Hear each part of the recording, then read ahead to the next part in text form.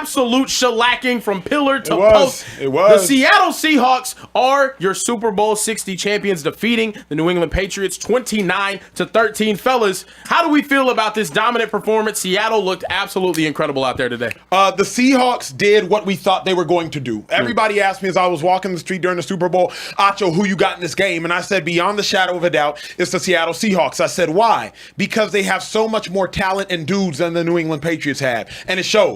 Kenneth Walker, dude. Devin Witherspoon, dude. Ernest Jones, dude. Byron Murphy, dude. Julian Love got himself a pick. Like, the Seahawks just have so many more players. The Patriots have themselves about two dudes, and only one of them showed up today. That's Christian Gonzalez.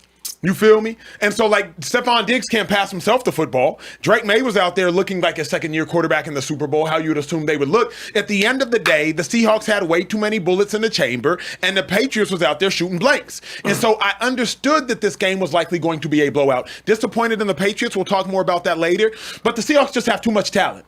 Too much firepower, too much talent, too much explosiveness. Shady and I were debating this before the last show, talking about the Seahawks having no weaknesses. Fred Warner said that, and I co-signed. I was like, well, legitimately, they just don't have that many weaknesses.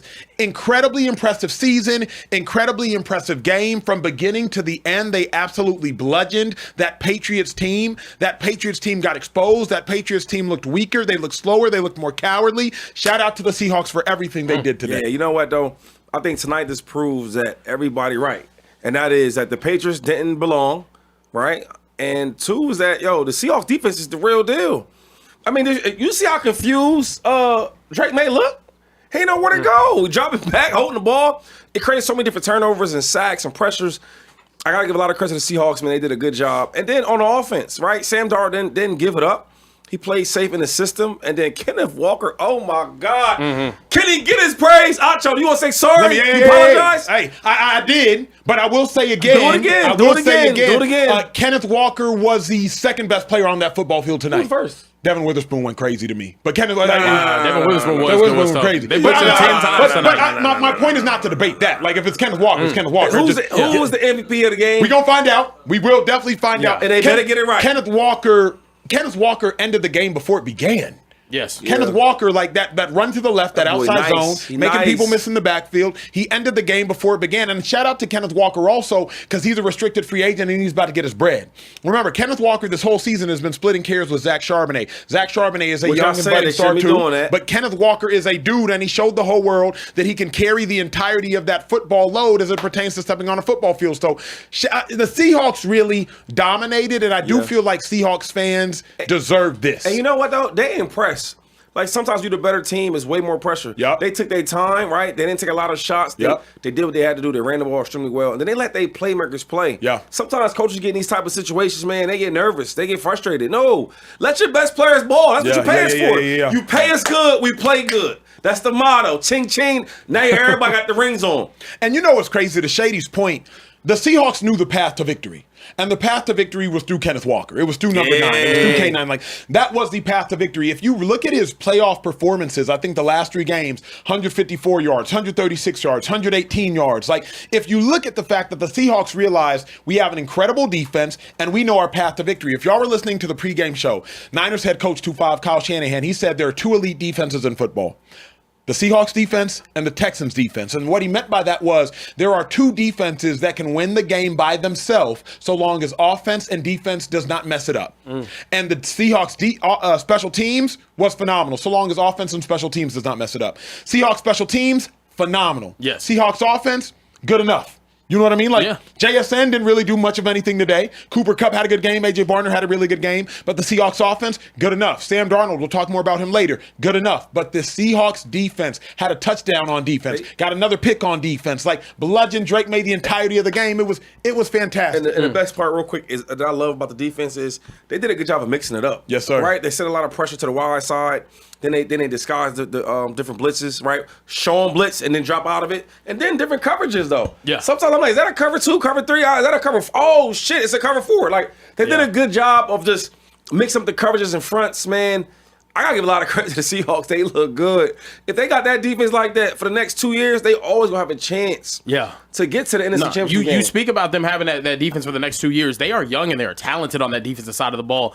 And also, Mike McDonald has shown This is just what he does. Having the number 1 scoring defense in the NFL, he's done now 2 times in the last 3 years when he was the defensive coordinator for the Ravens and now for the Seahawks. The question for you guys is, though, are the Seahawks now going to be a team to beat, or could they potentially be a team that could build a dynasty over the next couple of years based around that defense? The Seahawks have what it takes to be a dynasty in the NFC. Remember, this Seahawks team is very similar, eerily similar to the 2012, 13, 14 Seahawks teams, right? Sam Darnold is not Russell Wilson. We know that. But here's what we know. The Seahawks defense carried him to the Super Bowl. Sam Darnold had a mediocre divisional round game, and he had a mediocre Super Bowl, and he had a phenomenal NFC Championship game. Yep. So the Seahawks defense, Witherspoon not going nowhere. Ernest Jones not going nowhere. Nicky Manwari not going nowhere. Byron Murphy not going nowhere. DeMarcus Lawrence is going to find a way to stay there as long as possible. He's still got a lot of good years left. Tariq Woolen, they got to figure him out. And Job, they got to figure him out, if they can continue to grow. But the Seahawks defense is incredibly young. They draft incredibly well. You can restructure K9. If you can't restructure K9, you still have a really good running back in Charbonnet. JSN not going nowhere. Seahawks offensive line is only getting better. So the Seahawks have the nucleus of what it takes, including a 38-year-old head coach, to build a dynasty. But Shady knows way better than I and knows better than anybody watching. Dynasty talk is very easy to say, much more difficult to do, but they do have the pieces. Oh, nah. You said what? What? Dynasty. I know that, but I'm saying you're not saying because the Seahawks going to be... They got pieces. They got pieces. They got pieces. They got pieces. You can't handle dynasty without having no quarterback. And we all know a good win for the Seahawks. What? Hold on. Come on, man. Hold on, yeah. Shady. Come on, Sam man. Sam Darnold just won a... You know what? There's a $100 super chat.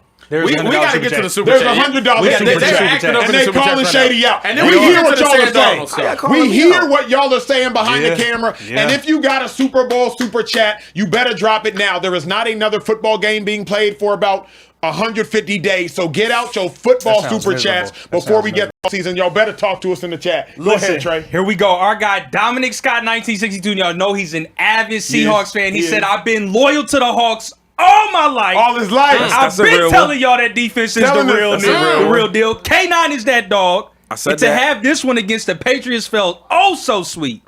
Go Hawks, man. Shady, the floor is yours with the statement Sam has a ring and Josh and Joe and Lamar do not." Well, we appreciate your $100, right? Yep, Chaps and 100, yeah. But come on, dog, for real. Like, I ain't say nothing bad about Sam. They won the game as a team. They won the game on the defensive side, on the offensive. They won together. Okay. Let's not make this thing bigger than it needs to be. Sam Darnold is part of a championship team, right? But I told you who the team goes through on offense. What'd I tell y'all? You They said go the through the run running game. game, dog. K9 is like that. You said the run game. And if we just stop glorifying the quarterbacks for 1 second and really show love so they deserve to get loved on, right? Yep. If you ask the defense for the Patriots, they're going to tell you Smith and Walker, where they at? Where they at? Yeah. So it's a great game. I don't want to hate on the Seahawks. Matter of fact, congratulations to all the Seahawks fans out there. About everybody in the chat, everybody in the back. A lot of love to y'all, man. Hey, y'all earned it. Last year, I felt this from my boys. Well, speaking of your boys, we got a chat from Dan Gill 23 Bronco. Said, "This is my first super chat. What a fumble by the Eagles organization. We should have easily went back to back." And shout out to Care Bear for the Pro Bowl interviews. Keep up the good work, my dog. So, Shady, how do you feel about that? Do you feel disappointed? Eagles should have gone back to back. Hey, we can't win them every year. Oh, okay. Yo, look, that's the craziest shit. But you get there every year. No, but it's crazy because it's like, yo, we are so good.